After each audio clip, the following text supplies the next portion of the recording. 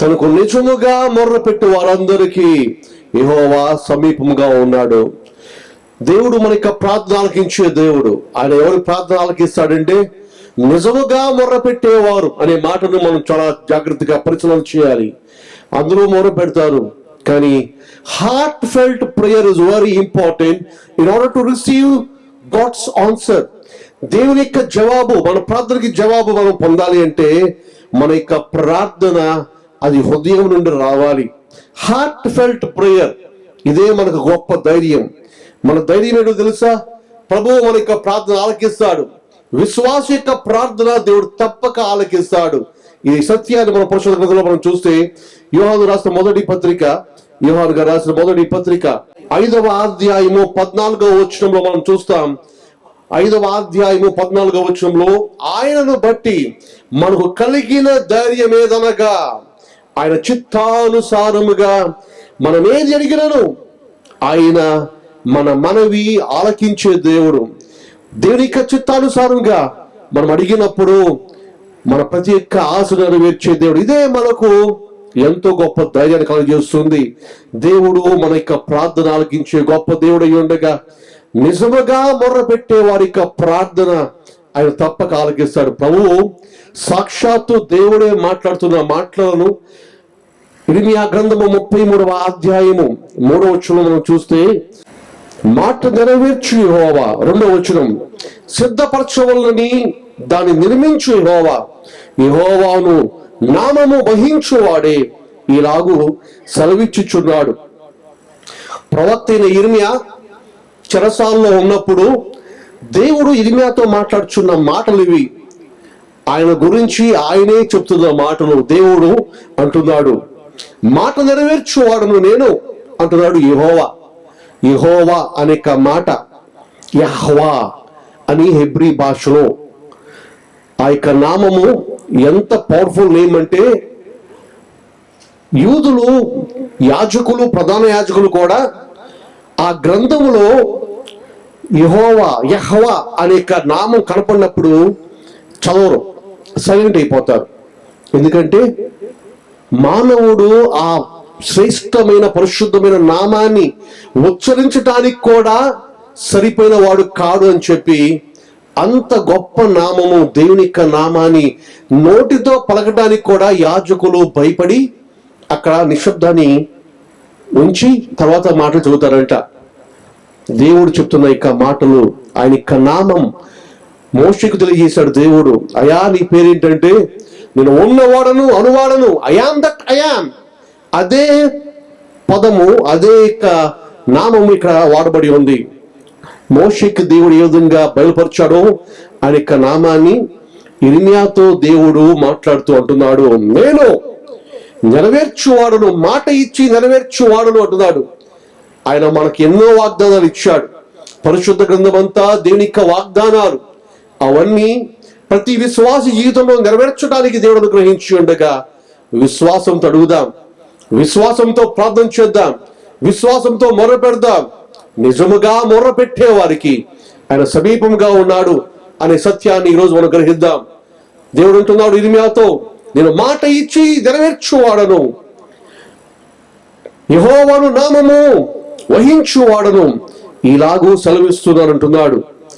ఏమంటున్నాడు ఆయన? దేవుడు సాక్షాత్తు చెప్తున్న మాటలు, నాకు మొర్ర పెట్టుము, నేను నీకు ఉత్తరం ఇచ్చేదను. నాకు మొర్ర పెట్టుము, నేను నీకు ఉత్తరం ఇచ్చేదను. నీవు గ్రహింపలేని గొప్ప సంగతులను, గూఢమైన సంగతులను నీకు తెలియజేసేదను అంటున్నాడు దేవుడు. దీన్ని అనేక మంది భక్తులు ఎలా వివరిస్తారంటే గాడ్స్ ఫోన్ నెంబర్ అంటారు. ఇర్మియా 33:3 333 దేవుని యొక్క ఫోన్ నెంబర్ అంటారు. అంటే దేవుడి అంటున్నాడు, నువ్వు ప్రవక్తవు కావచ్చు, నువ్వు ఒక పాస్టర్ కావచ్చు, నువ్వు ఒక విశ్వాసి కావచ్చు, నువ్వు ఎవరైనా కావచ్చు, దేవుడు ప్రతి ఒక్కరితో అంటున్నాడు. ఇర్మియా అంటున్నాడు, నాకు మొర్రపెట్టు, ask me and I will answer you, నేను నీకు జవాబిస్తానంటున్న దేవుడు, మనతో మాట్లాడే దేవుడు. ఈరోజు నీ యొక్క ప్రతి ఒక్క కోరికను, నీ ప్రతి ఆశను నువ్వు ధైర్యంతో యేసుకు చెప్పు. ఆయన తప్పకుండా మన యొక్క ఆశలు నెరవేరుస్తాడు. ఇదే క్రైస్తవుని యొక్క ధైర్యం, విశ్వాస యొక్క ధైర్యం ఎలా ఉంటుందో తెలుసా? At the right time God will provide what we need. సరైన సమయంలో ఆయన మనకు అనుగ్రహిస్తాడు. ఒక్కోసారి డిలే చేస్తూ ఉంటాడు, ఎందుకంటే దేవుని యొక్క ఆలోచనలో ఇంకా టైం ఉంది, ఆగమంటూ ఉంటాడు. ఒక్కోసారి దేవుడు నో చెప్తాడు, ఎందుకంటే దానివల్ల అది మనకు ప్రయోజనం ఉండదు కాబట్టి he says no's. So God will answer our prayers. His answer is always yes, according to his will. If we ask, ఆయన చిత్తానుసారంగా ఏది అడిగినా, దీనికి చిత్తానుసారంగా మనం ఏది అడిగినా ఆయన తప్పకుండా మనకి అనుగ్రహించే దేవుడై ఉన్నాడు. అది చిన్నది కావచ్చు, కానీ ప్రతి వ్యక్తికి ఆ చిన్నది కూడా చాలా అవసరంగా ఉంటుంది. ఫర్ ఎగ్జాంపుల్, మీకు చిన్న ఎగ్జాంపుల్ నా లైఫ్లో చెప్పాలంటే, వెరీ రీసెంట్లీ మొన్న సండే నాకు 8 o'clock కల్లా ఒక 2000 అవసరమైంది ఫర్ మై ఫ్యామిలీ నీడ్స్. కుటుంబ అవసరాల కొరకు 2000 అవసరమైంది. నా దగ్గర ఫ్యాక్ట్గా చెప్పాలంటే లేవు, సండే ఈవినింగ్ లేవు. కరెక్ట్గా 8 o'clock నాకు అవసరం. నేను ప్రేయర్ చేస్తున్నాను, ఎవరిని అడగలేదు, దేని మీద ఆధారపడ్డా.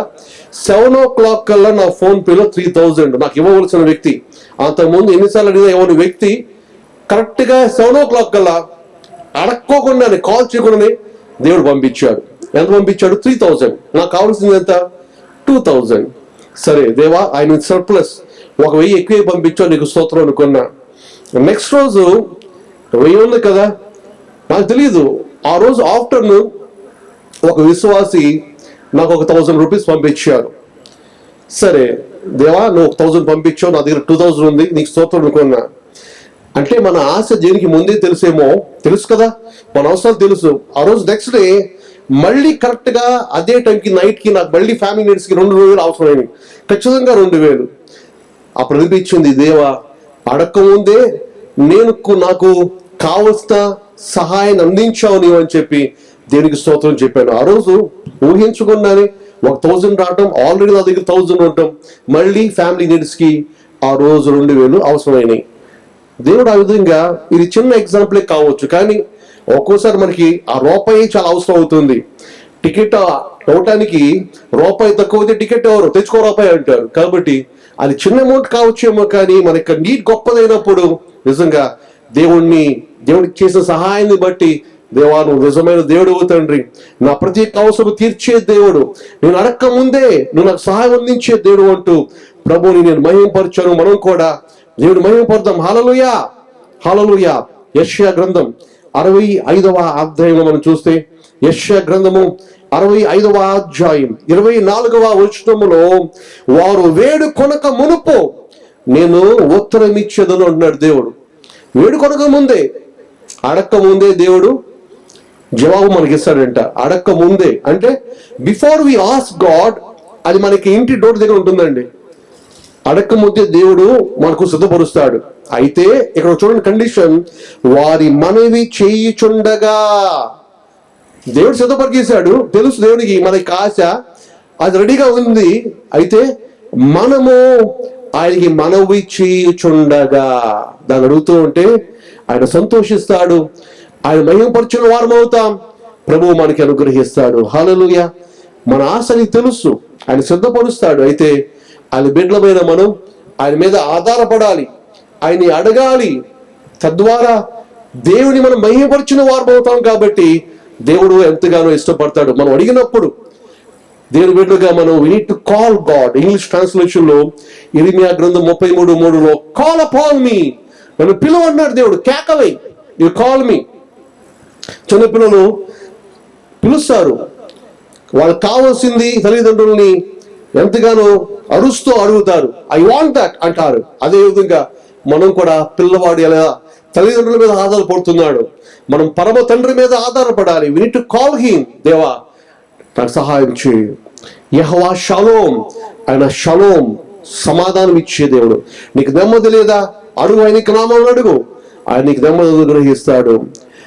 నీకు స్వస్థత కావాలా, యెహోవా రఫా, అయాను స్వస్థపరచు దేవుడు అని ప్రభువుని అడుగు, ఆయనకు స్వస్థత అనుగ్రహించే దేవుడు ఆయన సర్వశక్తి కలిగిన దేవుడు.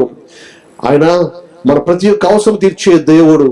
అలాంటి దేవుని కలిగిన మనము ఆయన మీద ఆధారపడదాం. ఆయన మన యొక్క ప్రార్థన చెవియొగ్గే దేవుడు. అందుకని అంటాడు దావీదు, దేవా నీవు నా ప్రార్థన ఆలకించు వాడవయ్యా. You listen to my prayers. దేవుడు మన ప్రార్థన ఆలకించే దేవుడు, ఆలకించి మనకు అనుగ్రహించే దేవుడు. అందుకనే ఆయన మీద ఆధారపడదాం. ప్రభువుని అడిగి పొందని వారు లేరు. విశ్వాసంతో అడగండి, విశ్వాసంతో ప్రభు తట్టు చూడండి. ప్రభు జవాబిచ్చే దేవుడు. ఆయన అంటున్నాడు, నేను సర్వశక్తి కలిగిన దేవుడును, నాకు అసాధ్యమైనది ఏదైనా ఉన్నదా అంటున్న దేవుడు.